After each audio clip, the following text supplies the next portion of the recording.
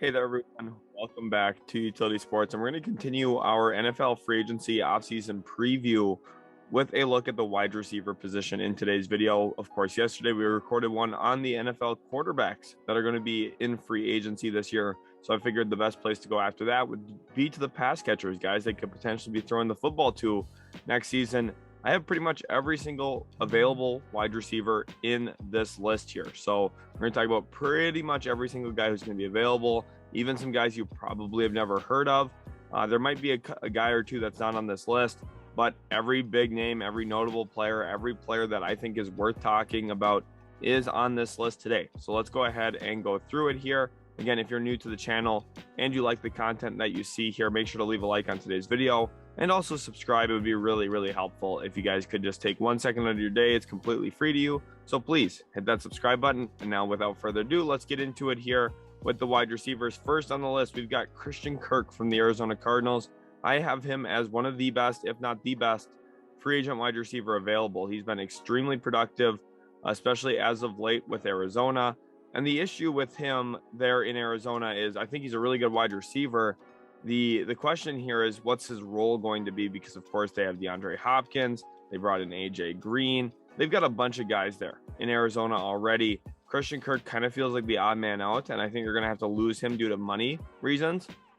I think he's going to get a really nice payday in free agency. He's only 25 years old, and I think he's going to have a really nice NFL career ahead of him, simply because he's going to get thrusted into a bigger role where he gets more volume, more targets, has more yards after the catch, and just really transcends what he's been so far simply because of role. I think he's a very talented player, and once he's in a bigger role in a different situation, I think he's going to take a massive step forward. So for me, I think he's going to get a really nice payday, and I think he's going to be someone who's going to have a really productive season next year. Moving on to Odell Beckham Jr. He's 29 years old, coming from the Los Angeles Rams, of course, been on 3 teams now in his NFL career, and has torn his ACL for the second time. So there's going to be some questions here as he's getting up near age 30 about what his tenure and long-term impact is going to be in the NFL. My guess here is he probably signs another contract with the Los Angeles Rams. I think he'll be back in LA, probably rehabbing his knee. We'll see if it's a multi-year deal. I could also see the Rams just going with a 1 year and seeing, maybe we just wait for his rehab, kind of see how he's coming along before we commit ourselves to him for another season. That could make some sense as well. They could help him along in that rehab process and even help his career, even if it's not playing for them. I think they will do that for him. And it'll be interesting to see because they also have Robert Woods, who's been rehabbing. I think Woods will be back next season. My guess is just with the timing of Odell's injury in the Super Bowl, he probably will not be back next season if I had to guess. But we'll have to monitor and see exactly where Odell's at by the start of training camp and by the start of the actual NFL season next year. For me, though, I think he'll be back in LA. Michael Gallup, Dallas Cowboys wide receiver, 26 years old. I think he's going to be in Dallas. I think he's sticking there. There's a lot of rumors about Amari Cooper potentially getting released. I do not have Amari Cooper on this list as of right now, but I think Amari Cooper will make this list because I do think he will get released. And for me, Michael Gallup is probably going to stay in Dallas. I think it's a move really motivated for Dallas to actually stick with Michael Gallup in favor of Amari Cooper, simply because of where their cap hits are going to be. Michael Gallup coming back from injury, he's been really good for Dallas in his short career there, and I think he's going to be someone who, him and CeeDee Lamb, they're ready to take that target share. They're ready to take the volume, and I think he's going to be a really, really nice player again next season for Dallas. Moving on to Allen Robinson. Here's the fourth of the top quartet here. 28-year-old coming from the Chicago Bears. There's rumored interest by Jacksonville. I think the Jets will show some interest. A team that I think makes some sense actually is the Buffalo Bills. They would be a phenomenal landing spot next to him, given the fact that Cole Beasley, they're going to look at trade options for him. Emmanuel Sanders is headed toward free agency. You have Stephon Diggs and Gabriel Davis. I think Allen Robinson's the perfect complement to those two guys, a possession receiver who can work the middle of the field. He would be an extremely good pickup for them. However, I'm not sure exactly what his market's going to be. He had a really bad down year after getting franchise tagged by the Bears. And it's going to cost him a lot of money. He was in line to get probably 4 years, 80, maybe 5 years, 100 even, had he been able to go into free agency last year. This year instead now, I think his market's well below that. So we'll see exactly what he gets. He is 28, so some teams might be a little wary of that age. Moving down now, we got DJ Chark, JuJu SmithSchuster, and Will Fuller. I'm going to group those three here together because Chark and Fuller are the outside receivers who can really take you deep, give you a good deep ball threat. Both have pretty good speed, DJ Chark especially. Only played one game last year for Jacksonville, but I think had he been there, he would have been huge for Trevor Lawrence. The Jaguars just struggled to stay healthy and struggled to keep players on the field at wide receiver. DJ Chark, he's only 25. I know coming off of an injury, but still, I think there's a really good upside here for him to be an outside receiving option, probably best as a number 2 wide receiver. Kind of think Tyrell Williams with him and what he could be as an impact player, someone who's had a 1,000-yard season in the past, but probably isn't best suited to be your one. JuJu Smith-Schuster probably in the same camp there. Another guy who can operate in the slot, can also operate out wide. Doesn't really give you the deep threat like Fuller and DJ Chark do, but he can work across the middle. He's pretty good after the catch as well. And the one thing with him is if you have a better wide receiver surrounding him, it makes life way easier. I think the best place for JuJu Smith-Schuster is going to be the Kansas City Chiefs. Ultimately, that's where I think he goes. And it'll be a really good move for Kansas City. I think that his possession ability and his ability to get separation is going to be huge in Kansas City. I just don't think he's a number 1 wide receiver like Pittsburgh had hoped many years ago when they traded Antonio Brown. Moving down here, we got another interesting cast of guys here. Jacoby Myers, 25-year-old from New England. We've also got Emmanuel Sanders, T.Y. Hilton, Alan Lazard. So you see Sanders and T.Y. Hilton. Those are the veteran presence players that you could be looking for. Sanders, 34 years old, probably not a ton left in the tank, but he's smart and he can get the ball with good separation still. So for me with Sanders, I think he would be a valuable wide receiver 3 pickup for an NFL team. T.Y. Hilton, again, another guy who I see as a wide receiver 3 at this point of his career, just based off of his size and where his speed's currently at. I don't see him being a number 1 or 2 consistently. Maybe he could be a low end 2, but I feel more comfortable with him being a wide receiver 3. Jacoby Myers is interesting here because he's had good volume in his career in New England, just hasn't scored the ball really. He only has 1 career touchdown. So for me, with him, I mean, he's probably a wide receiver 2, you'd have to guess, and someone who I think could help a team. It's going to be interesting to see what New England does this offseason because they have a few really key free agents. Jacoby Myers is one of them. J.C. Jackson, of course, the most prominent player they're losing this offseason. They already did release Kyle Van Noy as well. So it's interesting here that Jacoby Myers is headed toward free agency. We'll see what they do with him. My guess is, though, he'll be playing for another team. Alan Lazard, he's interesting here as well, just based on what his athletic profile is. And then going down, you see a lot of guys who can maybe be complement guys. AJ Green could be a complimentary outside receiver. Had a pretty good year this past year for Arizona. We'll see if they try and keep him around. There's a lot of questions there in Arizona about their wide receiver room. Russell Gage, Jamison Crowder, Adam Humphries, kind of the trio here that do a lot of the same things.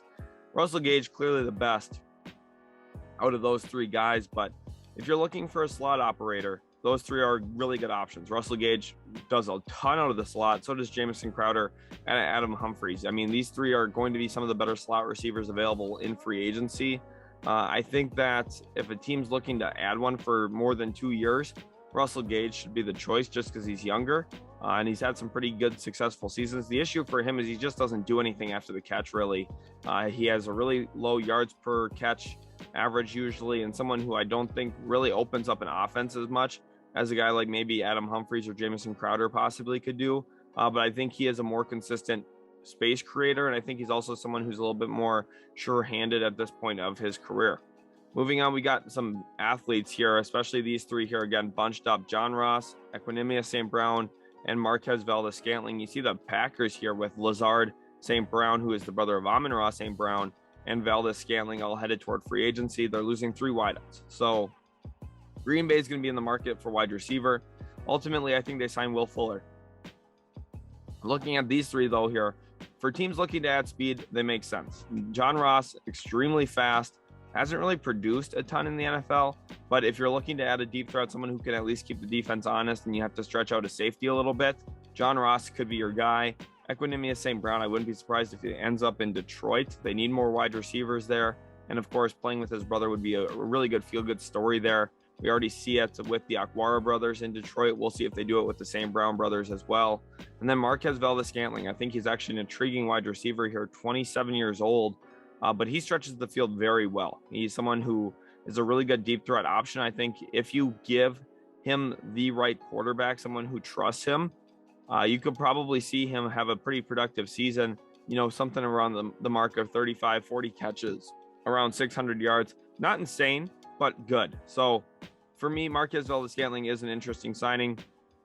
And then this is kind of where we get into the interesting group of guys here. Albert Wilson, Zach Pascal, Braxton Berrios, Tate, Greg Ward, Sammy Watkins, who's going to be awesome in week 1 for whatever team he's on and then won't do anything the rest of the season. Khalif Raymond, Traquan Smith, who was the number 1 this past year for New Orleans with no Michael Thomas. He's good, probably best suited as a wide receiver 3, though, like he's been in years past for New Orleans. Keelan Cole, who actually had a pretty decent season for the Jets. I think he's an intriguing name in here. Zay Jones offers athleticism. Amendola, well past his prime. I just don't think any team should actually sign him. Jakeem Grant, Marquise Goodwin, Deshaun Jackson. So you got a good blend of speed in here. Deshaun Jackson, I still think can really help an offense. Braxton Berrios, a good return man, was all pro for training. So if the team's looking for a return, Braxton Berrios makes sense. He's still fairly young. Well,